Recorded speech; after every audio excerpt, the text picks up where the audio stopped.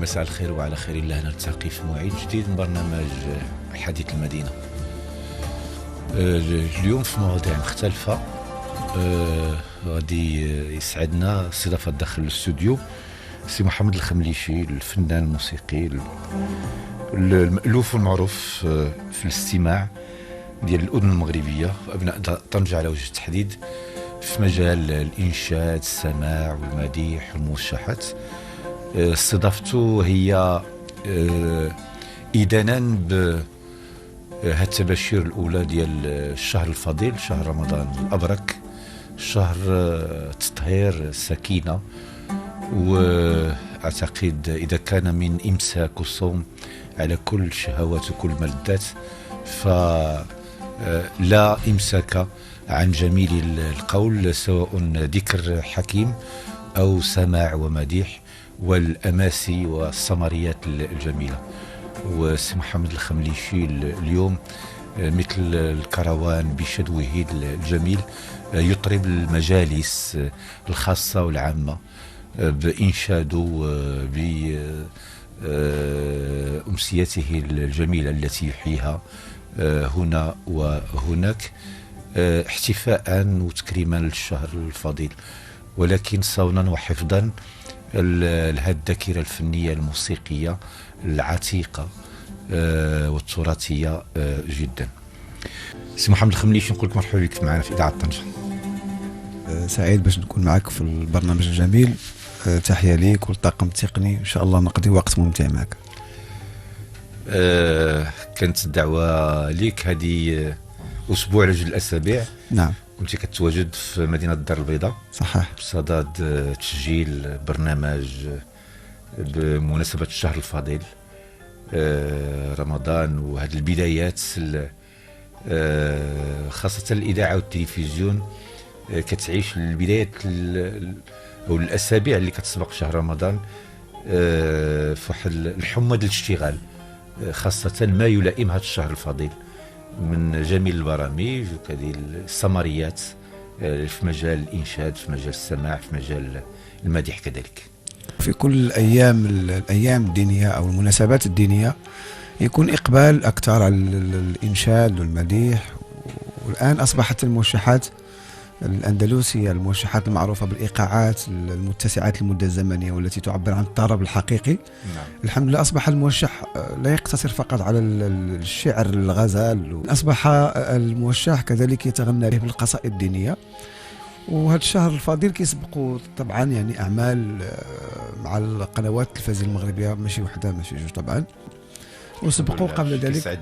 الحمد لله على كل حال أن ما بقاش ذاك النوع ديال الاختيارات فقط التي تعاد كل سنة. اليوم أصبح البحث عن أصوات جديدة، انفتاح أكثر طبعا، وأصبح المجال الفني هناك مختصين له، ما بقاش فقط نوع واحد من الغناء الديني، بالعكس هناك تنوع في المجال المغربي والمديح السماع ديال المعروف بالزوايا المغربية، وكذلك الغناء الديني الشرقي. وكانت كذلك قبلها بأسبوع آخر كانت عندي حفلة طربية بجمعية دار الطرب، كان حفل طربي كبير طبعا في كازا، كان ناجح بكل مقاييس. أهم حاجة والملاحظة التي يعني أثلجت صدري وأن لازال هناك جمهور ذواق يعني وتواق للغناء الأصيل بكل يعني تجلياته، سواء الأشعار الدينية أو غير ذلك. المهم من هذا هو شحال ما سافرنا بالأذن ديالنا، خاصة السميعين الحقيقيين، شحال ما سافروا بالأذن ديالهم موسيقية كيرجعوا للأصل، والأصل هو الموشح، هو الأغنية الطربية، أغنية المنظومة وزنا وتفعيلة ومواضيع شعرية جميلة. وكاين الآن غنقول ماشي غير الأسر، ولكن كاين عشاق كبار كينظموا لقاءات، وإن كانت أسرية وعائلية وفي جو أسري وعائلي، ولكن ديال الاستماع الحقيقي. قبل هذا الوقت من الآن كان هناك نوع من التقصير، من اهتمام بالأغنية البناءة للإنسان، الأغنية التي تبني قيمة الإنسان وتساهم في بناء الإنسان أصلا. كان هناك نوع من النقص، وكان التوجه في غالبيته متجه نحو الأغنية الشبابية المستهلكة، والتي في غالبيتها يعني لا تعبر عن فن ولا تحمل معايير أو ركائز الغناء الحقيقي. اليوم الحمد لله كما قلت في بعض المدن المغربية هناك يعني جمعيات مهتمة بالمجال الفني الحقيقي الأصيل، وهناك يعني لجان تختار الضيوف الذين سيؤتون لهذه الحفلات. الحمد لله أبناء مدينة طنجة والبرارة أصبحوا عندهم مكانتهم. صحيح. لا في الأندلسي، صحيح. لا في المديح، لا في السماع، لا في الطرابي، لا في الموشح. يقال أن مدينة طنجة بحكم تاريخها الكبير واللي عاشوا فيه يعني مجموعة من الشعوب الأوروبية وغيرها، هذه كذلك ساهمت في بناء شخصية الطنجي، حس الطنجي، ارتباط الطنجاوي عموما بالفن. كان هذا النوع ديال تلاقح الثقافات الموجودة في طنجة جعلت من طنجة استثنائية نوعا ما في الصوت. وكما قال الأستاذ محمد زيات مؤخرا، كان استمع لأحد مقطوعاتي، الملحن المغربي المعروف، قال: أي مدينة أنت؟ قلت له: من طنجة. قال لي: سبحان الله، طنجة تعطينا أصوات بديعة جدا. وكذلك في جمعية الطراب الحفل الأخير الأستاذ سيدي فؤاد قسوس قدمني على قبل أن يسمع صوتي مباشرة، قال: نستمع لصوت من مدينة طنجة، معروفة طنجة دائما تعطينا أصوات جميلة ذهبية. كتفاجأ الساحة والوسط الفني كل مرة كاين اسم جديد، وهذه التنافسية والتباري البارع الجميل بين أصوات مدينة طنجة. سي محمد الخمليشي، شكرا جزيلا، الله يكبر بك، شهادة أنا أعتز بها. بقت المسألة الوحيدة التي دائما أرى هناك فيها تقصير نوعا ما من طرف الفنانين، هو قضية فهم أسس الغناء وتاريخ الغناء والمدارس التي يعني أسست. كطرق الباب السي محمد، كطرق الباب. في الحقيقة واجب كل أي فنان يعني ما يكونش داك الشجاعة بزاف، نعم الفن، ولكن ما تكونش الشجاعة بزاف، خص شوية العلم، خص شوية التواضع، شوية ما هو أكاديمي، ما هو علمي، ما هو معرفي في المجال. هناك ممكن من الفنان أن يقوم الآن أصبحت المعلومة موجودة، يعني لا يطلب من الفنان مجهود كبير أو بحث عن معاهد خاصة، طبعا لقلتها في المعاهد التي تدرس الثقافة الفكرية الموسيقية، لكن أصبح من الواجب أو واجب الفنان هو يبحث أن يكون موسوعة ثقافية حول مجاله، لأن هناك جيل آخر يعني هو الآن في صدد البناء، ويحتاج من الفنان تنوير ذوقه المعرفي، ذوقه السمعي، لأن الفن هو رسالة جمالية، وفي فطرة الإنسان أن الله تعالى خلق الإنسان وجعل في قلبه هبة من عشقه للجمال عموما. نعم. سواء كان جمال الطبيعة أو جمال البنايات والعمارات وجمال السيارات الفارهة والمأكولات، فالإنسان بطبيعته هو يحب الجمال عموما، خصوص الجمال المسموع اللي هو الغناء. واجب الفنان أن يبين نوع القصائد التي يغني، المغزى منها والمعنى منها، ارتباط القصيدة بالمقام، كيف نجعل المقام الموسيقي المعين يحاور القصيدة المكتوبة، كيف ندمج الإيقاع الذي يستحب أن يكون إيقاعا موجود في نوع القصيدة المكتوبة. فهناك أركان تقوي المادة الغنائية، هذه الأركان من بينها الإيقاع والقصيدة والصوت، حتى الصوت الحسن هناك اختيارات الأصوات. ففي علم الأصوات في كل مقام شكون الصوت اللي غادي يكون مناسب. طبعا حتى شوف، حتى أئمة المساجد في اللقاءات الخاصة في الأعراس جيه فرصة أنه يعمل درس يعمل على حساب الوليمة الموجود فيها. يعني الفنان قصيدة التي يغنيها أو الموشح أو سياق التواجد، المقام والمقام، حتى أم كلثوم كان رياض السنباطي يلحن لها قطعة في 40 دقيقة، وتحس على أن القطعة موجود فيها 6 مقامات، وكل مقام داخل كل جملة تحس أن المقام يتغير على حسب الجملة المكتوبة التي ستغنيها أم كلثوم. وكتلبس لا الايقاع ولا مضمون ومنطوق القصيده. غنرجعوا عندك سي محمد الخمليشي، وربما في اي مجال في اي قطاع نفس الاسئله، نفس الهواجس، نفس التدمر وقيل اللي غني. صح، تدمر، لأن المجالات الفكرية والبناء للإنسان دائما محاربة في الوقت الحالي. اللي هو واضح هو أن الرداء كتحارب، الرداء دائما كتحارب، لأننا في نفس سياق الموضوع. حتى مجال الصحافة أنا أعرف أشخاص حتى مستواهم الدراسي بسيط جدا، لكن في فترة كوفيد هناك من يعني أصبح معروفا في السوشيال ميديا بحكم الناس كانت في البيوت ديالها، كانت تتابع التفاهات والفيديوهات العادية. اليوم أصبحوا في مواقع إلكترونية على شكل صحافة. بينما الغريب في الأمر هو هناك بعض الناس يمارسون نفس المجال بنفس الطريقة، يكتبون بعض الأحيان أنهم يحاربون الناس التي لا تحمل شهادة حتى ابتدائية. كيف لك أن تحارب شخص وأنت تشغله معك؟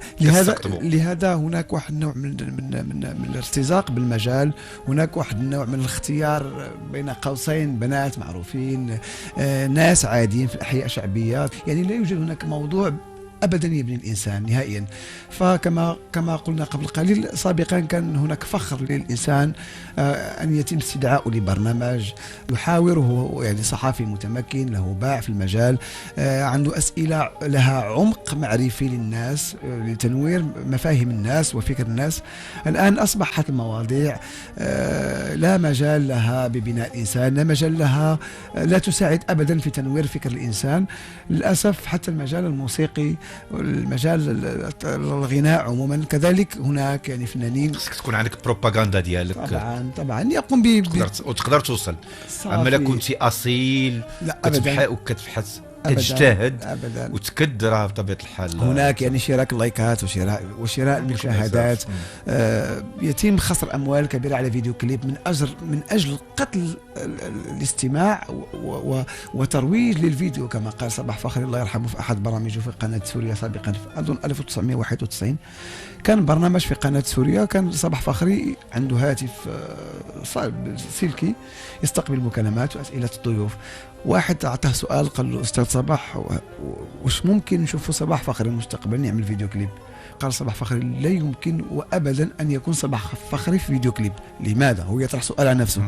قال لأن فيديو كليب فكرة غربية جاءت لقتل الصوت أو لتغيير رؤية الناس إلى الصوت. نعم. وإدخاله في مجال الصورة، بمعنى ممكن أي واحد يسمي نفسه فنان ما يكونش عنده صوت ذو كفاءة عالية ويستعمل الأوتوتين يعني تصوير الصوت، ولكن يخسر أموال طائرة على الكليب. طيب هذا الأوتوتين دابا كلشي كيشتغل به، أنت كفنان كتبحث على أصالة الصوت، أصالة النص الشعري، أصالة الإيقاع إلى غيره، لذلك بحثتي على الصعب، على الطريق الصعب. إذا كنت تبحث على الطريق السهل بما حبك الله به من صوت، من جماليته، من قدرته إلى غير ذلك، كنت تبحث على السهل وتجيب الرخيص ويولي غالي. اليوم كل شيء كيستعمل التقنية اللي فيها ربما الكثير من الاحتيال على الأذن ديال المستمع. ربما كلها احتيال ليس الكثير، لأن الهبة الربانية اللي هي الصوت الجميل كما قلت الهبة الربانية. نعم. يعني هي ليست لجميع الناس. نعم. فالله خص بعض من هذا وهب الله سبحانه وتعالى. صح. فإذا قلت لك أستاذ سعيد عرض علي أن أكون في مجالات تشبه ما قلت ما ذكرته قبل قليل من تزوير الصوت. نعم. ومن التركيز على الصورة وليس على الصوت. فأقول ما قاله صباح فخري رحمه الله: الفنان الحقيقي هو الذي يخاطب أرواح الناس، هو الذي يهز الناس من أماكن العمل وعياء الحياة إلى النغم والطرب، وأن يربط قلوب الناس بجمالية صوته وبقصائد التي حبانا بها الله تعالى من شعراء عالميين. علاش اخترتي الصعيبة السي محمد خميش؟ لأن كبرتي في شي زاوية؟ في الحقيقة لا، لم أترى في أي زاوية، ولم يكن بيتنا أو بيتي، لم يكن بيتي ووالدي لم يكونوا يعني مهتمين بالمجال الفني. فقط كنت صغير السن وبدأت تظهر بوادر الصوت الجميل. كنت أقرأ قراءة القرآن للوالدة في المطبخ. جميل. وكان يعجبها أنها تقوم بعمل المطبخ وتسمع صوتي، وكانت تخاف أن يكون ابنها فنان لأن فكرها محدود. هناك احتباس فكري واحتباس معرفي في المجال. ومع الوقت درست القرآن الكريم وقواعد التجويد، وثم بعد ذلك كنت في المؤسسة التعليمية، كنت أختم الحصص التربوية بقراءة القرآن، وفي الحفلات الوطنية كتعطي التلاميذ السكينة. كانوا بعض الأساتذة يعني يطرحوا الفكرة على إدارة المؤسسة، وكنت يعني رسمي أفتتح بقراءة القرآن وأختم كذلك بقراءة القرآن. جاءت فكرة الإنشاد الديني بطلب من بعض الإخوة، وصارت المسيرة إلى يومنا هذا. وما ذلك كتبحث على مع ذلك كتبحث على الصعب. منذ صغري كنقولوا حنا في طنجة البارابول فيه واحد الجانب من الريموت ديالو هناك راديو. هذاك الراديو الإذاعة كنت أتابع شيوخ القرآن الكريم في مصر، وكنت أستمع لسيدة الطرب أم كلثوم وهي صغيرة السن، استمعت لمحمد عبد الوهاب، واستمعت لألحان رياض السنباطي والموجي، استمعت لشيوخ مصر الكبار طه الفشني وبكري كردي وصالح عبد الحي والشيخ علي محمود. تأثرت بالأصوات النقية الأصيلة والتي عند استماعك لا تحس أن شيء يجذب الأرواح، وكأنك تصاب بسكرة عند استماعهم، تحس أنك في سكر يعني. وزعما اسمح لي نقول لك سي محمد الخمليشي، كان نهنيك كثير لأن كتمارس الفن، كتمارس الموسيقى، ولكن القدرة ديالك الفكرية المعرفية الأكاديمية في المجال مرتفعة جدا. وكتعرف أن المجال ديال الموسيقى ربما نادرا، والنادر لا يقاس عليه، باش كنصيبوا شي بحال لاعب الكرة، نصيبوا شي واحد كيركب جملة حقيقية بخلفيات ومرجعيات واستشراف كذلك. كنسعدوا كثير ملي كنوجدوا فنان بهذا المستوى ديال الإدراك والمعرفة للمجال اللي كيشتغل فيه. أنا أقول لا يوجد فنان بدون معرفة، لا يوجد فنان بدون علم، أو فنان ناقص، والفنان الناقص لا يصل إلى أرواحنا. خيرة الأسماء في الإنشاد والموشحات والسماع والمديح سي محمد الخمليشي، وما شاء الله القدرة ديالو التحليلية والمعرفية في المجال تبهر. الدكتور أحمد العقد، وكان معنا قبل قليل صديقنا وزميلنا مصطفى كينيت. سي محمد الخمليشي، اليوم كاين جيل جديد الحمد لله في كل المجالات اللي متمكن جدا، فقط خصنا غير نفتحوا لها الابواب، وفقط خصنا يكون عندنا داك الدرايه بالبحث. طنجه مثلا في المجال الفني، في المجال الموسيقي اليوم اصوات كثيره موجوده، ولكن خص تكون لي المنقب عليها واللي يفتح لها المجال كذلك. سي محمد الخمليشي غير هذه السنوات لا أحد في مدينة طنجة كان كيخول له أنه يتناول الميكروفون، ماشي باش يتكلم، غير باش ينشد واحد المساحة زمنية. والتباري والتنافس في المجال ماشي دائما كيكون موضوعي، وما كيكونش دائما صحي. قبل 5 سنوات أو 6 سنوات من الآن لم يكن معروف محمد الخمليشي طبعا. إيماني أن هناك صوت جميل، ليس شكرا لنفسي وإنما شكرا لله سبحانه وتعالى على هذه النعمة، ولكن الناس التي سمعت هذا الصوت كانت تقول بأن هناك صوت مستقبلي في المجال. وتربيتي ونشأتي بين قوسين الدينية جعلتني أن أختار طريقا صحيحة في الفن، واعتمدت على الدراسة الأكاديمية الخاصة، يعني بحوث خاصة في المجال، استماعي للمشارقة كثيرا، تأثري بالثقافة الفكرية الموسيقية، وكيف يجب أن تبث الموسيقى العربية، الموسيقى الأصيلة التي تهذب أرواح الناس. فبين قوسين شديت على رأسي سنوات بحثا في عيد باش توصل طبعا لهذه المنزلة الفنية. الصوت موجود، إنما العلم والقراءة والدراسة يجب على الفنان أن يكون باحثا في مجاله ليكون حقا يعني ينشر جمالا سواء مسموعا وعلميا وفكرا. بعدها بدأت بوادر النجاح، بعدها النوع من العمل المتكاتف، جاءت بإذن الله تعالى برامج ثقافية في القنوات التلفزيونية، كنت ضيفا، أول فرصة أتيحت لي كنت ضيفا في الفقرة الفنية في مجال ثقافي. يعني لم أكن ضيفا مجال فني كغناء نعم. طبعا، وعرفت بالمجال الفني والموسيقي، وبعدها فتح الله تعالى حتى قيل لي يومئذ من طرف ناس لا أعرفهم من أين هذا الصوت ومتى ولد. نعم. لم نعرف هذا الصوت حتى عرفناه موجودا بهذا السن. نعم. هذه نعمة الله تعالى. أنا أدعو جميع الفنانين، ليس فقط الطنجيين وإنما جميع الفنانين المغاربة، أن يركزوا على المجال المعرفي والثقافي لاستمرار سفينة المجال. القوة الشخصية والقناعة في ذاتهم وفيما يمتلكون من مؤهلات ومهارات. شوف نقول لك أستاذ واحد القصة صغيرة. كنت مدعو في حفل في بنغرير، ولكن مدعو كصوت ولا يعرفني الناس. فالشخص الذي أتى يعني بسيارته لينقلني إلى الإقامة يعني استصغرني في البداية في الحقيقة، ولكن في السيارة عند النقاش لان القامه صغيره والحلم صغيره سيكون صوت جميل فقط، لكن أثناء ذهابنا إلى الإقامة نعم. الحوار الذي دار بيني وبينه، فاكتشف أن هناك معرفة في الفن، فاحترمني احتراما أكثر. كثير انا ما غادي اخذوني يقولوا جبتي ضيف فنان موسيقي طربي